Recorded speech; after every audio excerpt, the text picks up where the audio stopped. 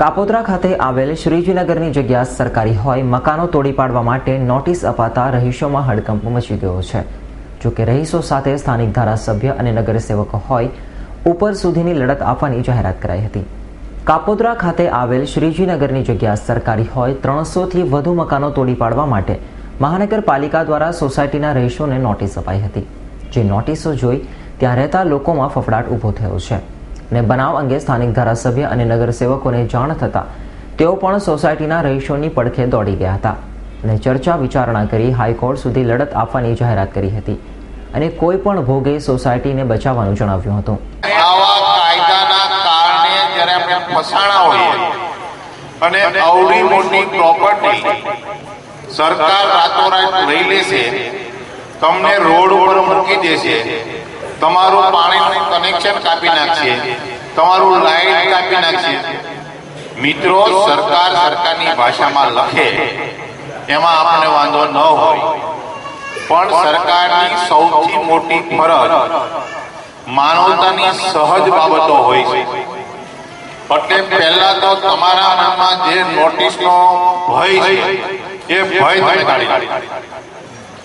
તમારા આશરા માટે, તમારા ઘર માટે, તમારા પરિવારને જળવાઈ રહે એટલા માટે જે કાંઈ કરવું ઘટશે એ અમે ધારાસભ્યશ્રીઓ, આ વિસ્તારના કોર્પોરેટરશ્રીઓ, આ વિસ્તારના રાજકીય કાર્યકર્તાઓ અમે તમારી સાથે છીએ।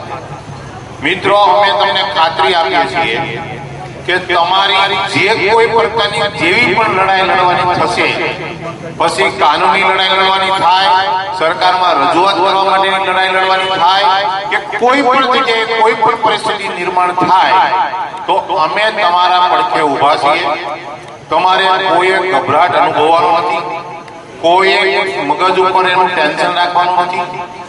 કાયદો કાયદાનું કામ કરે એની જવાબદારી છે, પણ આપણી જે જવાબદારી છે અને એમાં કાયદેકીય કેટલી પ્રક્રિયાઓ થઈ શકે એની પણ મેં સમજણ ભાઈ પવનભાઈને આપી છે।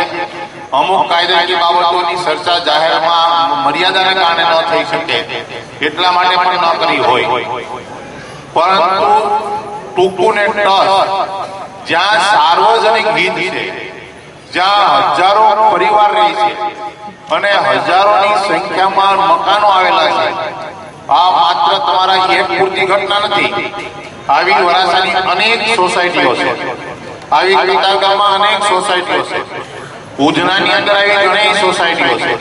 એટલે આપણામાં એક સૌરાષ્ટ્રમાં કહેવત હતી કે હવનું થાય બહુનું થાય। એટલે પહેલા તો મનમાં કોઈ પ્રકારનો ભય ન રહે અને તમારી જે અત્યારની જે એકતા બતાવે છે ને, આવી જો તમારી એકતા જળવાઈ રહેશે તો સરકારને પણ આવી ઘટનાઓની અંદર ફેર વિચારણા કરવા માટેની લાગણીઓ ઉદ્ભવતી હોય છે।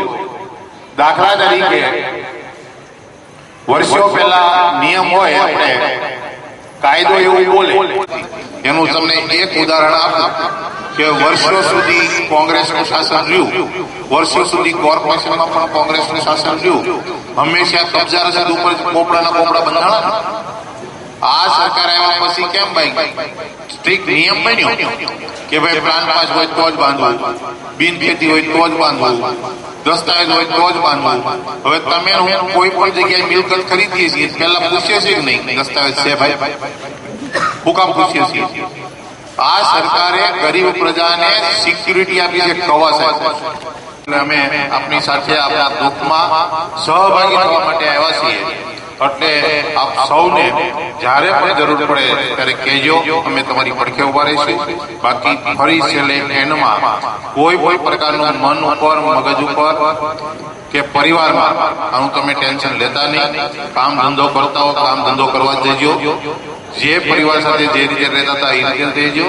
માત્ર 2 કે 4 લોકો જ્યારે પણ તમને ટૂંકી નોટિસથી કાંઈ પણ નિર્ણય માટે બોલાવવાના થાય અને જ્યારે આ રીતે સમૂહમાં ભેગા કરવાના થાય ત્યારે માત્ર ભેગા થશો અને જેને પણ કામ સોંપો એના ઉપર ભરોસો અને વિશ્વાસ રાખજો અને એની સાથે અમે સંપૂર્ણ સૌ સાથે રહીને આપણે એક જૂથ બનીને આપણે પરિણામ લઈ આવશું એવી અમે તમને ખાતરી આપીએ છીએ અને ભરોસો આપીએ છીએ।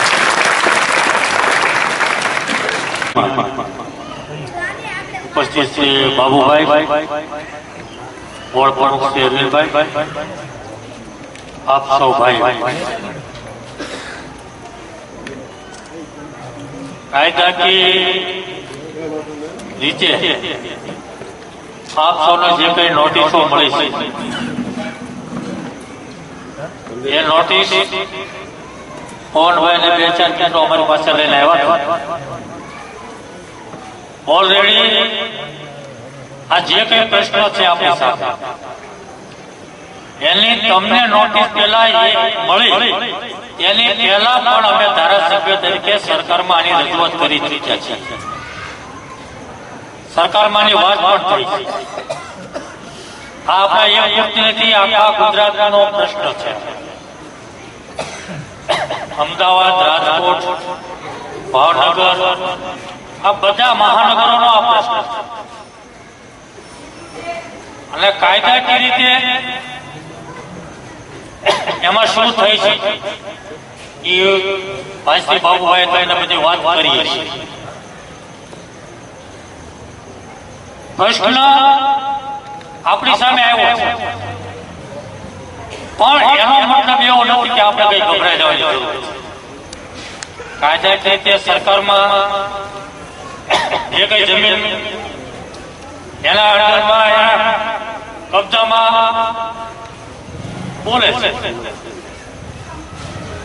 પરંતુ કાયદાકીય રીતે બાબુભાઈ કીધું તે પ્રમાણે આપણે એની આગળની કાર્યવાહી કરી.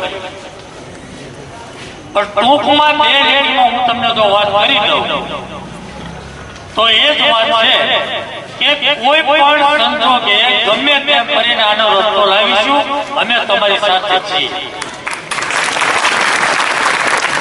આ માથાકૂટ થાય, એની રજૂઆતો કરવી પડે, દોડાદોડી થાય, પણ એમાં કઈ વધારે ગભરાઈ જવાની ચિંતા કરવાની જરૂર નથી. આનો આ પ્રશ્નનો હલ થઈ શકે અને લોક પ્રત્યે તમે તમારા પ્રતિનિધિ તરીકે આ અમારી જવાબદારી બને છે અને આ જવાબદારી સંપૂર્ણપણે અમે નિભાવીશું.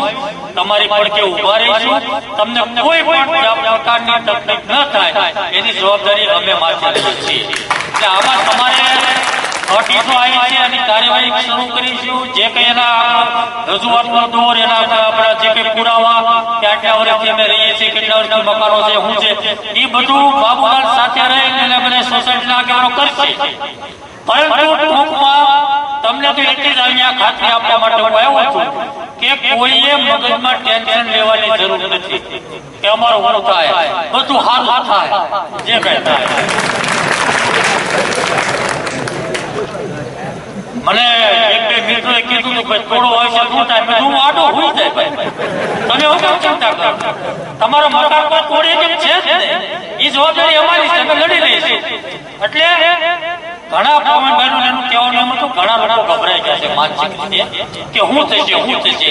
એટલે મનમાંથી ડર કાઢી નાખજો, આપણને કોઈને કાંઈ તકલીફ પડે નથી. આટલી ખાતરી આપવા માટે આજે આવ્યો છું. ધન્યવાદ. ભારત માતા કી જય. ત્યારે હાલ તો મનપા દ્વારા નોટિસ અપાતા ફફડી ઉઠેલા લોકોએ કલેક્ટર કચેરીએ પહોંચીને મામલતદારને આવેદનપત્ર આપી રજૂઆત કરી છે. ત્યારે આવનાર દિવસોમાં આ મુદ્દે વધુ ચગે તેવા એંધાણ વર્તાઈ રહ્યા છે. Bureau report, S9 news, Surat.